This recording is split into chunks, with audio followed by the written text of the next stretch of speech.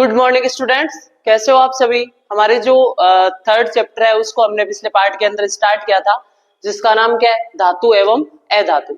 इसके अंदर जैसे कि पिछली क्लास के अंदर मैंने आपको बताया था कि जो आवर्त सारणी है, पीरियोडिक टेबल है, उसके अंदर 118 तत्वों की खोज की जा चुकी है। इनमें से मैक्सिमम जो तत्व है वो धातु है, कुछ अधातु है और कुछ बिल्कुल कम यानी 5-6 तत्व है जिनको उपधातु बोला जाता है। यानी ऐसे तत्व है जिनमें धातु और अधातु दोनों के गुण पाए जाते हैं, वो क्या कहलाता है, उपधातु कहलाता है। तो धातु और अधातु क्या होता है, उनके क्या गुण है, उन गुणों को हमने पिछली क्लास के अंदर डिस्कस किया था। जैसे धातुओं का गुण होता है उनके अंदर धात्विक चमक होती है, तन्यता का गुण पाया जाता है, अघात वर्धनीयता होती है, वो कठोर होती है।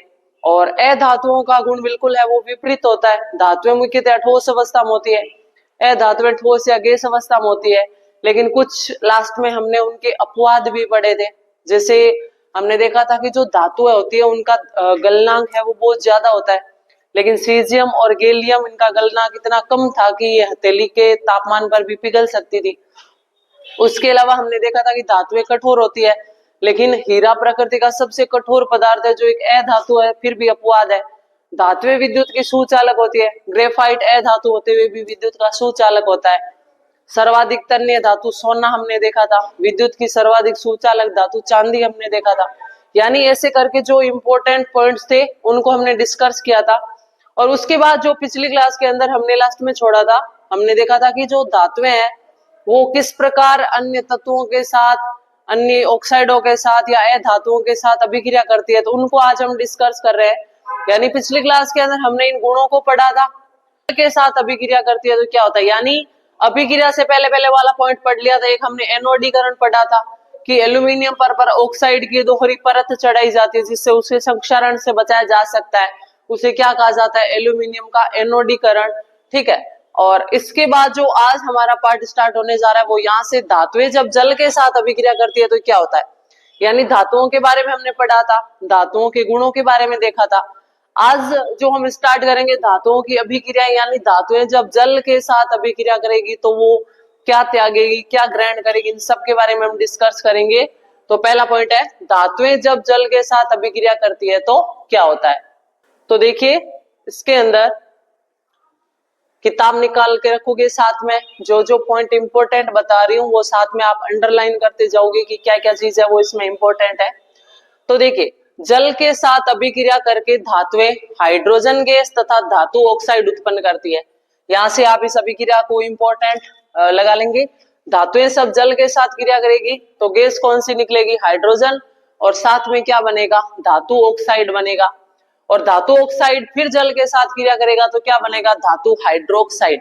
ऑक्सीजन तो है धातु के साथ जुड़ी हुई, धातु ऑक्साइड बना, उसने फिर जल के साथ क्रिया किया तो जल से निकलकर हाइड्रोजन भी इसके साथ जुड़ गया तो क्या बन गया, धातु हाइड्रोक्साइड। आपको इतना ही पॉइंट याद रखना है कि जब धातुएं जल के साथ क्रिया करती है तो कौन सी गैस निकलती है, हाइड्रोजन गैस निकलती है, और पीछे जो भाग बचता है वो क्या बनाता है, धातु का ऑक्साइड बनाता है। पोटेशियम एवं सोडियम ऐसी धातुएं ठंडे जल के साथ तेजी से अभिक्रिया करती है। सोडियम तथा पोटेशियम की अभिक्रिया तेज तथा उष्मा सेपी होती है, इससे उत्सर्जित हाइड्रोजन तत्काल प्रज्वलित हो जाती है, प्रज्वलित यानी जलने लगती है। तो क्या ध्यान रखना है आपको कि सोडियम, बाकी जो धातुएं हैं वो नॉर्मल वाटर के अंदर या गुनगुने पानी के अंदर अभिक्रिया ज्यादा करती है, लेकिन जो सोडियम और पोटेशियम धातुएं है वो बिल्कुल ठंडे जल के साथ तेजी से अभिक्रिया करेगी और क्या करेगी, उष्मा सेपी। पहले भी बताया था मैंने आपको क्लासेस के अंदर, उष्मा सेपी का मतलब है उष्मा उत्सर्जित करना। अभिक्रिया के अंदर होने के पश्चात उत्पाद के साथ जब उष्मा निकल जाए उस अभिक्रिया को क्या बोलता है, उष्मा सेपी अभिक्रिया। जैसे देखिए, पोटेशियम ने जल के साथ क्रिया किया, सोडियम ने जल के साथ क्रिया की, पोटेशियम हाइड्रोक्साइड, सोडियम हाइड्रोक्साइड, साथ में हाइड्रोजन गैस तो निकलेगी और साथ में क्या निकलेगी, उष्मीय ऊर्जा। जल के साथ कैल्शियम की अभिक्रिया थोड़ी धीमी होती है या उत्सर्जित उष्मा हाइड्रोजन के प्रज्वलित होने के लिए पर्याप्त नहीं होती। यानी कैल्शियम भी एक प्रकार की धातु है, लेकिन कैल्शियम जब जल के साथ क्रिया करेगा तो अभिक्रिया क्या होगी, धीमी होगी, और यहाँ पर जो उष्मा निकलेगी ना वो पिछली अभिक्रियाओं के अंदर ये उष्मा निकल रही थी, हाइड्रोजन को जला रही थी, प्रज्वलित कर रही थी, लेकिन यहाँ पर अभिक्रिया धीमी हो रही है तो उष्मा भी कम निकलेगी, जिसके कारण क्या होगा, ये हाइड्रोजन को प्रज्वलित नहीं कर पाएगी। ये पॉइंट ध्यान रखना आपको। इसका कारण क्या है, क्योंकि उपरोक्त अभिक्रिया में उत्पन्न हाइड्रोजन गैस बुलबुले कैल्शियम धातु की सतह पर चिपक जाते हैं, अतः कैल्शियम तैरना प्रारंभ कर देता है, इसलिए उसकी अभिक्रिया क्या होती है, धीमी होती है। मैग्नीशियम शीतल जल के साथ अभिक्रिया नहीं करता है, परंतु गर्म जल के साथ अभिक्रिया करके वह मैग्नीशियम हाइड्रोक्साइड एवं हाइड्रोजन गैस उत्पन्न करता है। चूंकि हाइड्रोजन गैस के बुलबुले मैग्नीशियम धातु की सतह से चिपक जाते हैं, अतः ये भी तैरना प्रारंभ कर देते हैं। एल्यूमिनियम, आयरन तथा जिंक जैसी धातुएं ना तो शीतल जल के साथ और ना ही गर्म जल के साथ अभिक्रिया करती है, लेकिन भाप के साथ अभिक्रिया करके ये धातु ऑक्साइड तथा हाइड्रोजन प्रदान करती है। अलग अलग पॉइंट ध्यान रखना। कुछ धातुएं ठंडे जल के साथ तेजी से अभिक्रिया कर पाएगी, कुछ धातुएं अभिक्रिया को तो करेगी लेकिन धीमी गति से करेगी, और कुछ धातुएं हैं वो अभिक्रिया करती नहीं। ठीक है। मैग्नीशियम शीतल जल के साथ अभिक्रिया नहीं करता है और गर्म जल के साथ अभिक्रिया करता है, जबकि एल्यूमिनियम, आयरन और जिंक जैसी धातुएं ना तो शीतल जल के साथ अभिक्रिया करेगी और ना ही गर्म जल के साथ। क्वेश्चन आता है ऐसी कौन सी धातुएं जो जल के साथ क्रिया ही नहीं करती है, तो कौन कौन सी है, एल्यूमिनियम, आयरन और जिंक। देखिए अगर आप इनका एल्यूमिनियम का करवाओगे तो बहुत धीमी गति से प्रक्रम होगा, और अगर आपने जल की जगह यहाँ पर देखिए कोष्टक में क्या लिखा हुआ है, जी यानी गैस के रूप में। गैस का मतलब आपने यहाँ पर जल नहीं लेकर जल की क्या ली है, भाप ली है। इतने ज्यादा टेम्परेचर को आप यूज करोगे तभी अभिक्रिया कर पाएगी। यानी कुछ धातुएं ऐसी होती है जो ठंडे पानी के अंदर भी क्रिया कर देती है, कुछ धातुएं ऐसी होती है जो नॉर्मल वाटर के अंदर या गुनगुने पानी में करती है, और कुछ धातुएं ऐसी होती है जो ठंडे और नॉर्मल गुनगुने पानी में नहीं बल्कि बहुत तेज गर्म पानी यानी 100 डिग्री सेंटीग्रेड पर जब पानी उबलता है तो उससे क्या बन जाती है, भाप। तो उस समय वो धातुएं क्या करती है, अभिक्रिया करती है। और ऐसी धातुएं कौन कौन सी है, एल्यूमिनियम, आयरन तथा जिंक। अंडरलाइन कर लीजिए ये जो 3 पॉइंट बताए हुए हैं कि कौन सी धातु ठंडे जल के साथ अभिक्रिया करेगी, कौन सी धातु है जो गर्म जल के साथ अभिक्रिया करेगी, कौन सी धातु है जो भाप के साथ अभिक्रिया करेगी। अगला पॉइंट है, लेड, कॉपर, सिल्वर तथा गोल्ड जैसी धातुएं जल के साथ बिल्कुल अभिक्रिया नहीं करती। इनको अंडरलाइन करके स्टार मार्क लगा लेना। ऐसी धातुएं जो जल के साथ कभी अभिक्रिया नहीं करती है वो कौन कौन सी है, लेड, कॉपर, सिल्वर तथा गोल्ड। यानी लेड, तांबा, सोना और चांदी जल के साथ अभिक्रिया करके इनसे कोई ना तो ऑक्साइड उत्पन्न करेगी ना कोई गैस उत्पन्न करेगी। अपन आभूषण बनाते हैं, सोने और चांदी के पानी के संपर्क में आते हैं, क्या उनमें कोई फर्क पड़ता है क्या? अगर ऐसा होता तो जल के साथ अभिक्रिया करके उनके ऑक्साइड बन जाते, उनमें जंग लग जाती, संक्षारण हो जाता, हाइड्रोजन गैस निकल जाती, लेकिन नहीं, ये धातुएं क्रिया नहीं करती है। अगला पॉइंट आता है, क्या होता है जब धातुएं अम्लों के साथ अभिक्रिया करती है। अभी हमने क्या पढ़ा कि जब धातुएं जल के साथ अभिक्रिया करती है तो क्या घटना होती है। अब हम पढ़ेंगे कि जब धातुएं अम्लों के साथ अभिक्रिया करती है तो क्या घटना होती है। तो देखिए, धातु जब तनु अम्ल के साथ अभिक्रिया करेगी तो क्या बनेगा, लवण और हाइड्रोजन। तनु अम्ल के साथ अभिक्रिया करने से क्या बनेगा, लवण और हाइड्रोजन। आप पहले ही अध्ययन कर चुके हैं कि धातुएं अम्ल के साथ अभिक्रिया करके संगत लवण तथा हाइड्रोजन गैस प्रदान करती है।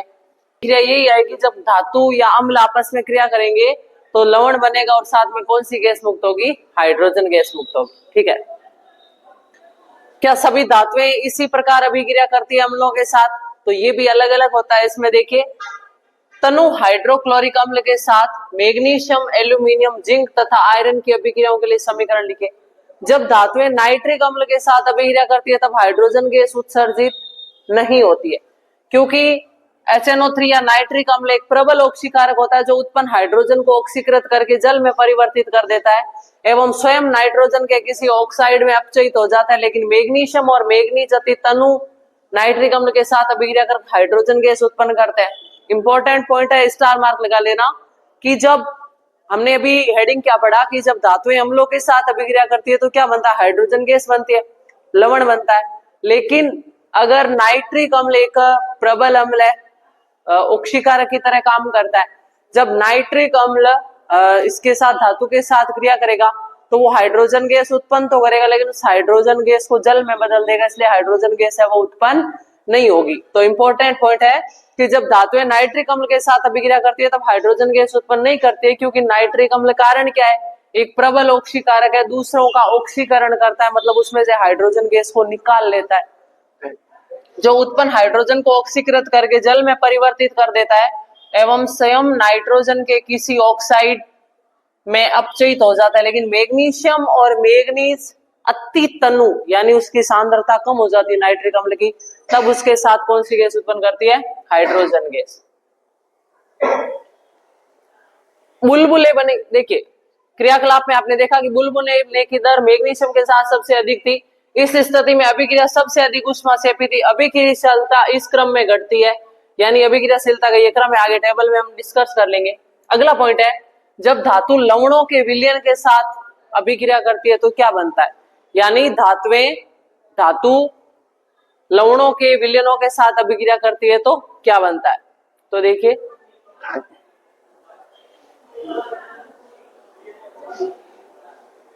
इसमें क्या होगा कि जो ज्यादा क्रियाशील धातु होगी वो अपने से कम क्रियाशील धातु को उसके यौगिक के विलयन या गलित अवस्था से विस्थापित कर देती है, यानी अधिक क्रियाशीलता वाली धातु कम क्रियाशीलता वाली धातु के उसके विलयन से हटाकर खुद उसकी जगह क्या हो जाती है, प्रतिस्थापित हो जाती है।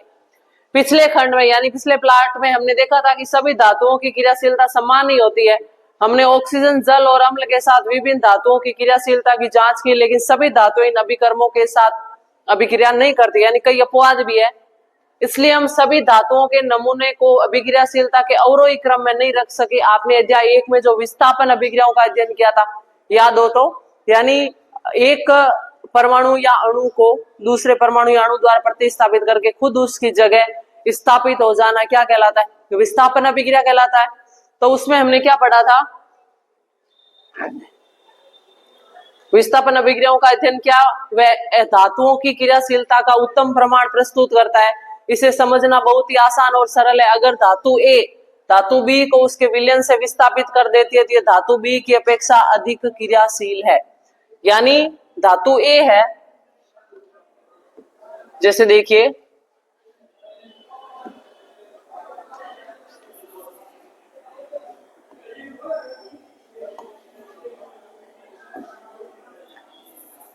धातु ए, मान लीजिए कोई तत्व बना है XA प्लस YB। अब क्या होगा, अगर A ज्यादा क्रियाशील है, A क्या है, अधिक क्रियाशील, अगर A ज्यादा क्रियाशील है तो ये क्या करेगी, इस B को इसकी जगह से हटाकर खुद इसकी जगह पर बैठ जाएगी। तो आगे क्या बन जाएगा, XB प्लस YA, या हम ऐसा ले सकते हैं कि XA है प्लस B है, या हम ऐसा लेंगे XB प्लस A। अगर ये ज्यादा क्रियाशील होगी तो ये B को हटाकर B की जगह बैठ जाएगी, XA प्लस B। और ये कम क्रियाशील है तो ये इसकी जगह कभी भी नहीं ले सकती, यानी कोई ताकतवर इंसान होगा वही तो दूसरे को हटाकर उसकी जगह पर बैठ सकता है। बिल्कुल वही कंडीशन है ताकतवर की, मतलब क्रियाशीलता। जो धातु अधिक क्रियाशील होगी वो दूसरी धातु को उसके स्थान से हटाकर खुद उसकी जगह बैठ जाती है। ये अभिक्रिया क्या कहलाती है, विस्थापन अभिक्रिया कहलाती है।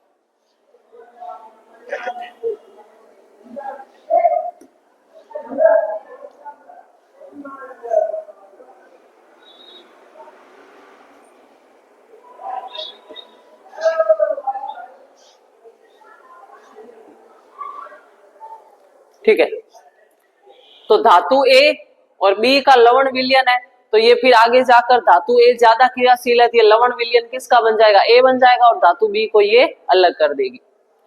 आगे आती है सक्रियता श्रेणी, ये बहुत इंपॉर्टेंट श्रेणी है।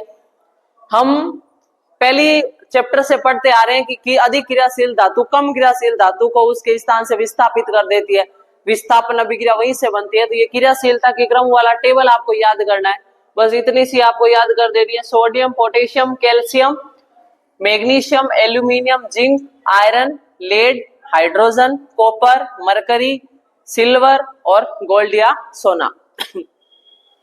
इनमें अगर आप ऊपर से नीचे आओगे तो क्रियाशीलता का क्रम घटता जाता है। ऊपर वाली धातुएं अधिक क्रियाशील और नीचे वाली धातुएं कम क्रियाशील। इसका फायदा क्या होगा कि अगर आपने कोई एक ऐसा विलयन लिया जो आपने सोने का विलयन था और उसके साथ में आपने पोटेशियम को बिठा दिया, तो पोटेशियम अधिक क्रियाशील है, वो क्या करेगी, उस सोने के विलयन से सोने को हटा देगी और खुद उसकी जगह बैठकर किसका विलयन बना देगी, पोटेशियम का। अगर आप इन दोनों की तुलना करोगे पोटेशियम और सोडियम की, तो ज्यादा क्रियाशील कौन है, पोटेशियम। तो पोटेशियम सोडियम को उसके घर से निकाल सकता है, सोडियम कैल्शियम को उसके घर से निकाल सकता है। और अगर कैल्शियम और पोटेशियम की बात, जो ऊपर वाला है ना वो ताकतवर है, अधिक क्रियाशील है, मतलब ये क्या करेगा, दूसरे को उसके विलयन से हटाकर उसकी जगह ले सकता है। ठीक है, तो आपको ये टेबल याद करनी है, बिल्कुल स्टार मार्क लगा लीजिए अपने बुक के अंदर कि क्रियाशीलता श्रेणी का ये क्रम है। अधिक क्रियाशील धातु पोटेशियम, फिर सोडियम, फिर कैल्शियम, फिर magnesium, aluminium, zinc, iron, lead, hydrogen, copper या तांबा, मरकरी, सिल्वर और गोल्ड। सबसे अधिक क्रियाशील धातु पोटेशियम, सबसे कम क्रियाशील धातु सोना या गोल्ड।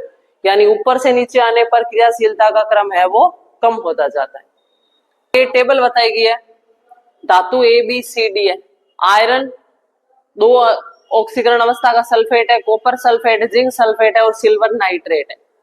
आयरन धातु ए है, क्या कोई अभिक्रिया होगी क्या, कॉपर इसका क्या कर देगा, विस्थापन। देखिए इस टेबल के अंदर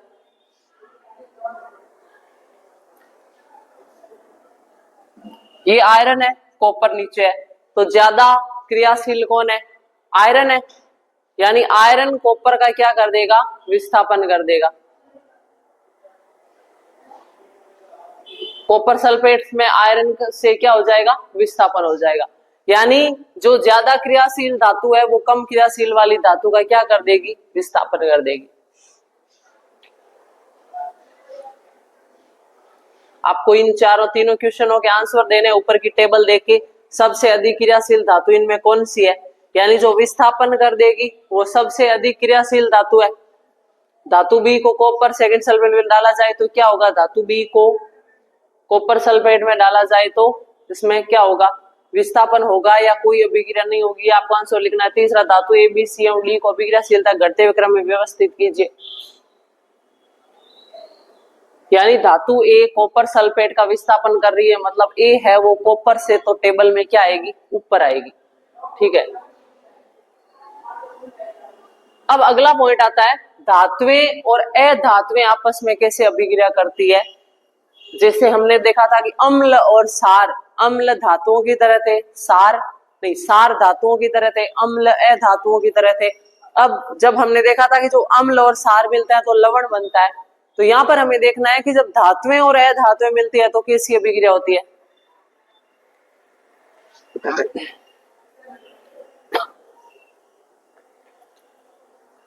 ऊपर के क्रियाकलापों में आपने कई अभिकर्मकों के साथ धातुओं की अभिक्रियाएं देखी। धातुएं इस प्रकार की अभिक्रिया क्यों प्रदर्शित करती है। 9वीं कक्षा में अध्ययन किए गए तत्वों के इलेक्ट्रॉनिक विन्यास को स्मरण कीजिए। हमने जाना कि संयोजकता कोष पूर्ण होने के कारण उत्कृष्ट गैसों की रासायनिक अभिक्रिया बहुत कम होती है, इसलिए हम तत्वों की अभिक्रियाशीलता को संयोजकता कोष को पूर्ण करने की प्रवृत्ति के रूप में समझ सकते हैं। सारणी 3.3 में हम देख सकते हैं कि सोडियम परमाणु के बाह्यतम कोष में केवल एक इलेक्ट्रॉन है। यदि अपने एम कोष एक इलेक्ट्रॉन को त्याग देता है तब एल कोष इसका बाह्यतम कोष बन जाता है, जिसमें स्थायी अष्टक उपस्थित है। ये अलग चीज है, अष्टक वाला इलेक्ट्रॉनिक विन्यास। देखिए ये जो चीज बताएगी आपके आयनिक यौगिक क्या होता है। धातु हमेशा क्या करती है, इलेक्ट्रॉन त्यागती है और धनायन बनाती है। अधातु क्या करती है, इलेक्ट्रॉन ग्रहण करती है और ऋणायन बनाती है। तो देखिए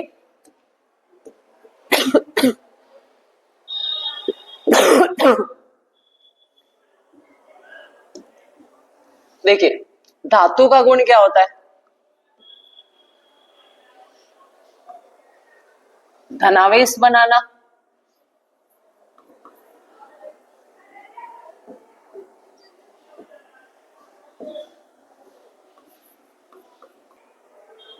अधातु का गुण क्या होता है,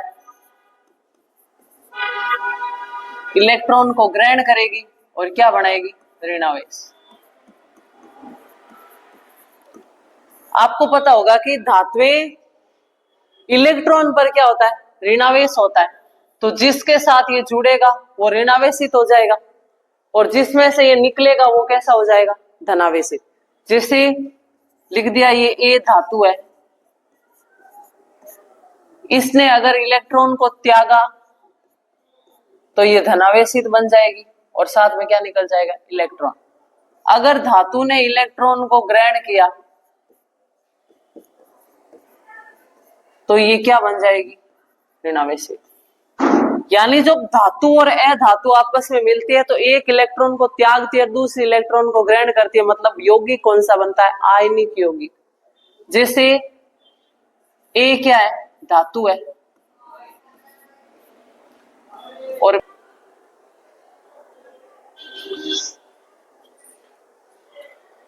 तो ए धातु और बी अधातु जब आपस में क्रिया करेगी तो क्या बनेगा, धातु तो इलेक्ट्रॉन को निकालेगी और अधातु इलेक्ट्रॉन को ग्रहण करेगी। तो ए क्या बन जाएगा, पॉजिटिव, और प्लस बी क्या बन जाएगा, नेगेटिव। यानी ये ए बी बन जाएगा और ये एक प्रकार का क्या होगा, आयनिक यौगिक। क्या कहलाएगा, आयनिक यौगिक। आया कि नहीं आया समझ में? कहने का मतलब है कि जब धातु और अधातु आपस में क्रिया करती है तो क्या बनता है, आयनिक यौगिक बनता है। यही आपके बुक में समझाया हुआ है।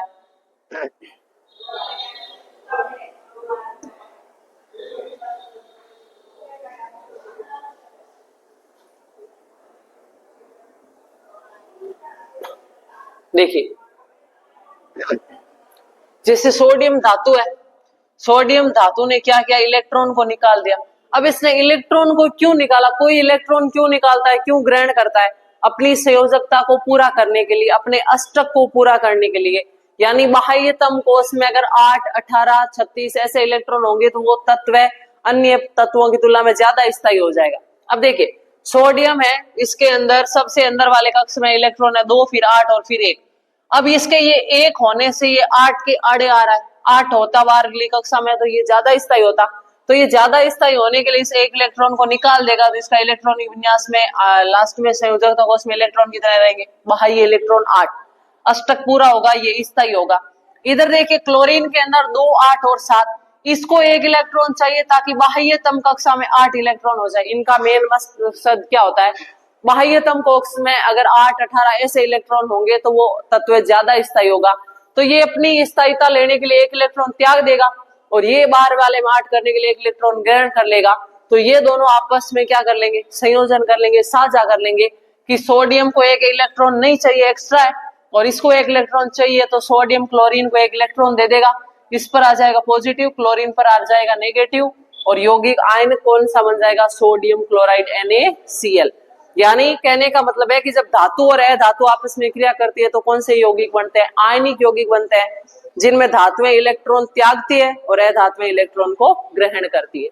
देखिए आगे कुछ और एग्जांपल बताए हुए हैं।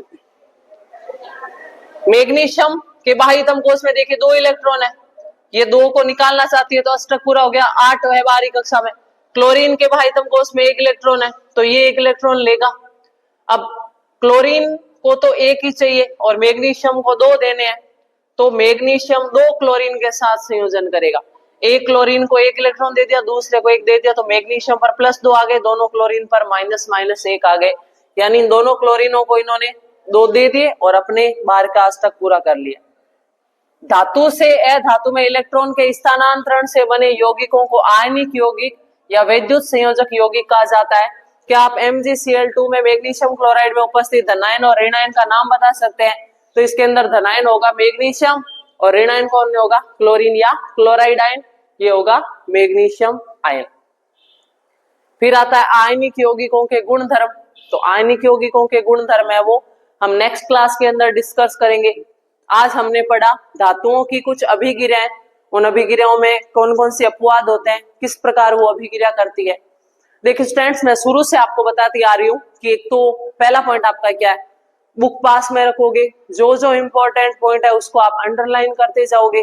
अगर आपको कोई भी चीज डाउट है, लग रहा है, तो पेंसिल से मार्क कर दो और कमेंट बॉक्स में जाकर उसी टाइम कमेंट कर दो कि मैडम आपने ये चैप्टर पढ़ा है, आज के पार्ट के अंदर ये पेज नंबर, ये वाली लाइन हमें समझ में नहीं आई है, तो मैं नेक्स्ट वीडियो के अंदर आपको समझाने की कोशिश करूंगी। अगर आप देखोगे नहीं, पढ़ोगे नहीं, समझोगे नहीं, तो आपके इसका कोई सॉल्यूशन नहीं है। ये जो आपके ऑनलाइन क्लासेस चल रही है, आपके घर बैठे प्रत्येक उस विद्यार्थी के लिए जिसको पर्याप्त शिक्षा नहीं मिल पा रही है, जिसके कोई भी डाउट आ रहा है, उस सबको डाउट को क्लियर करने के लिए क्लासेस चलाई जा रही है। तो ज्यादा से ज्यादा स्टूडेंट आप इस क्लास का फायदा उठाएं, अपने साथियों के साथ भी शेयर करें और जितना हो सके इस क्लास का, आप फ्री क्लास का फायदा उठाएं। तो इसी शुभकामना के साथ मिलते हैं नेक्स्ट क्लास के अंदर। तब तक के लिए थैंक यू सो मच।